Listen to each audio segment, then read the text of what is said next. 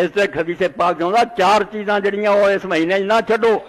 دو اللہ لی یا دو تہاڈی اپنی ضرورت، ایک لا الہ الا اللہ لا الہ الا اللہ بہت پڑھو، ایک استغفر اللہ بہت کرو، اور تیسرا اسال اللہ الجنت واعوذ بہ من النار، اے اللہ میں جنت منگدا کہ دوزخ تو پناہ منگا۔ چار کلمے فرمایا انہاں دے پکے ہو، دہراؤ انہاں نوں، مہینہ اپنی نمازاں دے اگے پیچھے انہاں دے ذکر کرو۔ اور رسول کریم علیہ الصلوۃ والسلام فرمایا اللہ دی تسبیح خدا دی پاکیزگی بیان کرے ایڈا پیارا کہ چار کلمے قرآن پاک تو علاوہ فرمایا قرآن دا برابری کوئی اللہ دا کلام، ورنہ انسان دی زبانوں جو دن رات نکلدا حب الکلام اللہ اربع، اللہ نو چار بول سب تو پیارے ہیں، چھوٹے چھوٹے سبحان اللہ، الحمدللہ، لا الہ الا اللہ، اللہ اکبر، انہاں نوں ملا لو تے واہ جوڑ دی جاندی ہے، سبحان اللہ والحمدللہ ولا الہ الا اللہ واللہ اکبر، الگ الگ بھی پڑھی جاؤ ٹھیک ہے۔